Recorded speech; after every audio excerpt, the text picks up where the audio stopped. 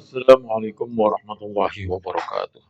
Bismillah walhamdulillah wassalatu wassalamu ala rasulullah Muhammad ibn Abdullah wa ala alihi wa sahbihi wa man tabi'ahu wa wala amma ba'd.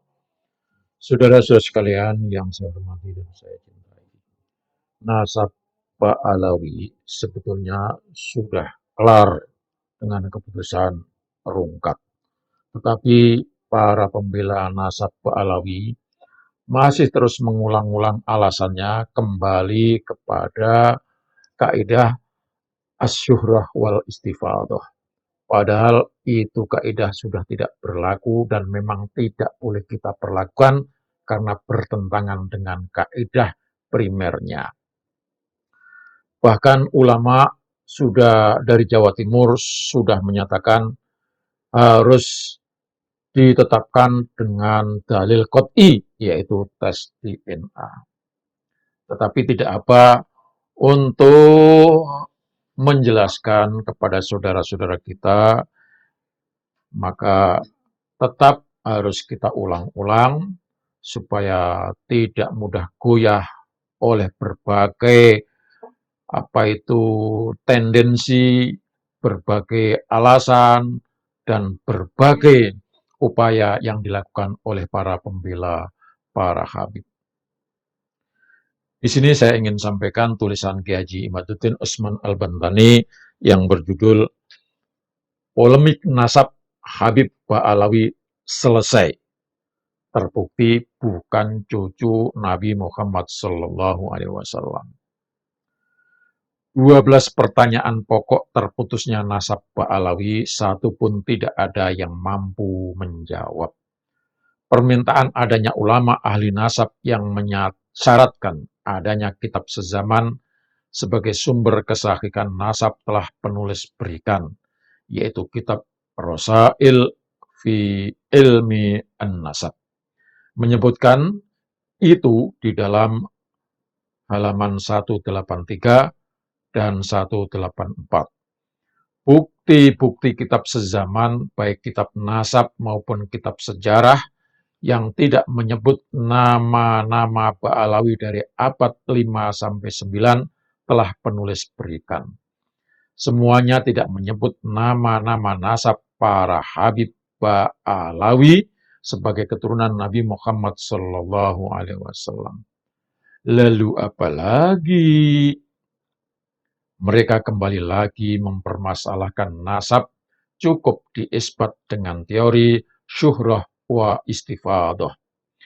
Penulis telah sampaikan pendapat para ulama bahwa syuhrah wa istifadah tidak dapat digunakan jika bertentangan dengan sumber-sumber sezaman. Sumber sezaman dengan nama-nama nasab Ba'alawi dari abad 5-9 tidak menyebut nama-nama itu sebagai keturunan Nabi Muhammad SAW. Bahkan nama-nama itu sebagian hanya nama fiktif belaka. Lalu apalagi?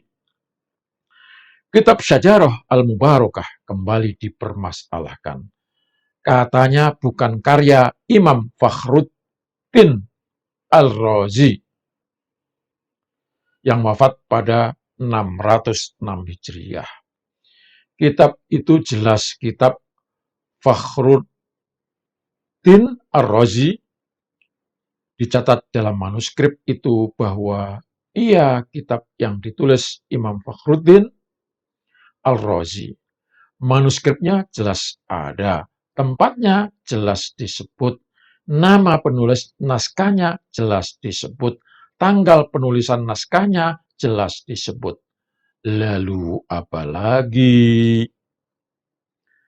Mau mencari kitab sezaman dengan Ubaidillah di abad 4 tidak akan menemukan. Mau mencari kitab sezaman dengan Alwi dan Muhammad bin Alwi di abad 5 tidak akan menjumpai. Mau mencari kitab sezaman dengan Alwi II, Ali Khalid Qasam, Muhammad Sahib Mirbat, dan Ali Ayah Faqih Muqaddam di abad 6 tidak akan terdeteksi. Mau mencari kitab sezaman dengan Faqih Muqaddam, Alwi Ibnu Faqih di abad 7 tidak akan terkonfirmasi. Mau mencari kitab sezaman dengan Maula Tawilah dan Abdurrahman As-Sagaf di abad 8 tidak akan nampak. Kenapa tidak akan menemukan kitab yang sezaman di semua tingkatan itu yang menyebut mereka sebagai cucu Nabi Muhammad SAW?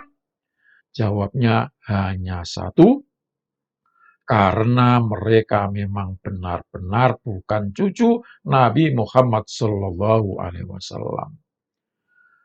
Dengan bahasa apa lagi penulis harus menyampaikan?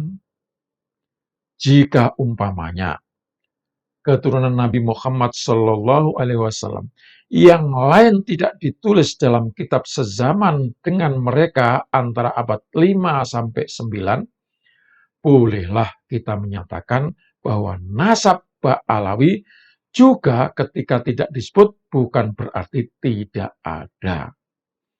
Tetapi kenyataan menyatakan dari abad ke-5 sampai abad ke-9 itu cucu Nabi Muhammad SAW yang lain ditulis dan disebutkan. Anak Ahmad bin Isa ditulis dan disebutkan setiap generasi. Tetapi di antara cucu Nabi Muhammad yang ditulis itu tidak disebut ada yang namanya Ubaidillah dan keturunannya. Lalu berdasar apa orang harus percaya kalau Ba'alawi sebagai cucu Nabi Muhammad SAW ketika leluhurnya tidak disebut sebagai cucu Nabi? Apakah kita harus berpura-pura mengakui dan berpura-pura menemukan? Atau apakah demi membela nasab Ba'alawi, seseorang harus berdusta dengan membuat manuskrip sezaman yang palsu? Penulis kira surga dengan segala keindahannya sangat mahal untuk ditukar dengan kedustaan dan kebohongan untuk menyenangkan hati Ba'alawi.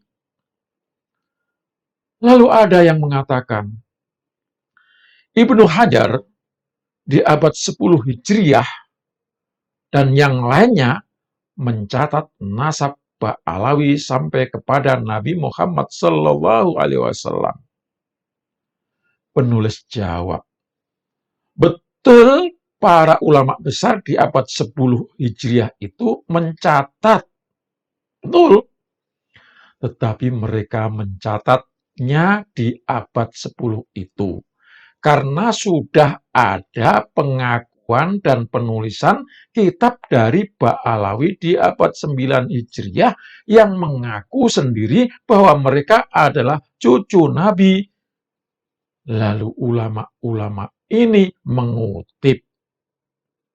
Orang mengutip bisa salah. Jadi saudara, ini penjelasan saya. Jangan saudara mengatakan, Ibnu Hajar ulama besar saja menyatakan. Nah, gitu. Lalu Ibnu Hajar menyatakan itu mengutip dari siapa? Ternyata mengutip dari Ba'alawi juga. Nah, apakah harus benar? Ya belum tentu benar. Karena mengutipnya dari klan Ba'alawi juga. Walaupun ulama sekaliber Ibnu Hajar. Gitu loh. Ulama tidak ada yang maksum. Karena bukan malaikat juga bukan nabi. Mereka bisa salah menerima informasi yang mereka dengar, lalu mereka catat dengan husnudzon tanpa meneliti. Ini bukan berarti kita menuduh Ibnu Hajar sebagai ulama yang berbohong. Tidak. Karena itu memang yang dia ketahui. Berdasarkan cuma mendengar. Itu biasa terjadi, saudara. Dan itu tidak berdosa.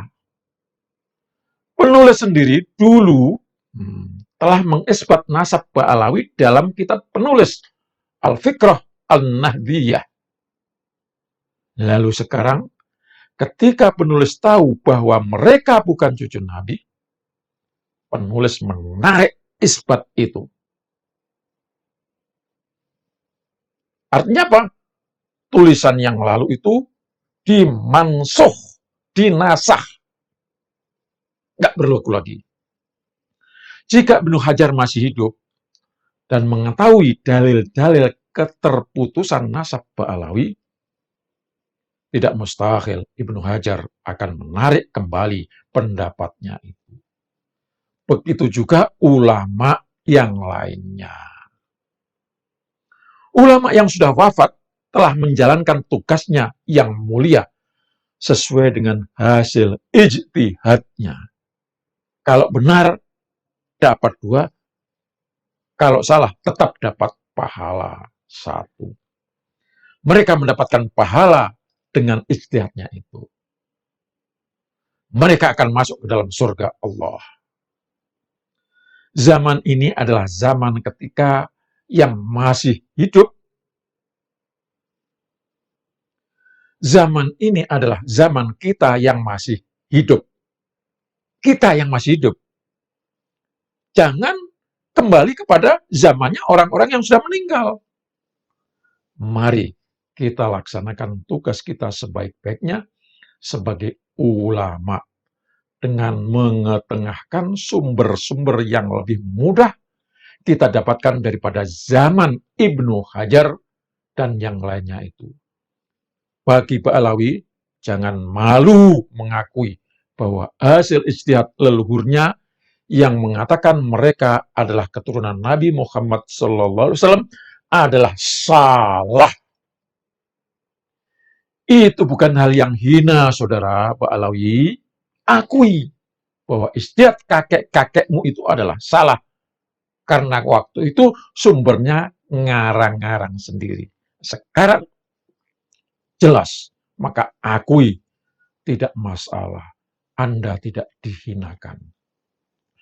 Bahkan leluhurnya bisa jadi akan berterima kasih kepada Anda, para Habib semuanya. Karena dengan itu, kesalahan selama ini tidak akan terus berlanjut sampai hari kiamat. Lagian, hasil uji tes DNA menurut para ahli biologi dan Badan Riset Inovasi Nasional BRIN atau BRIN ya menginformasikan, mengkonfirmasi bahwa Ba'alawi yang berhaplogrup bukan J1 itu bukanlah keturunan Nabi Muhammad SAW karena telah diteliti secara matang dan disimpulkan bahwa keturunan Nabi Muhammad SAW semuanya berhaplogrup J1.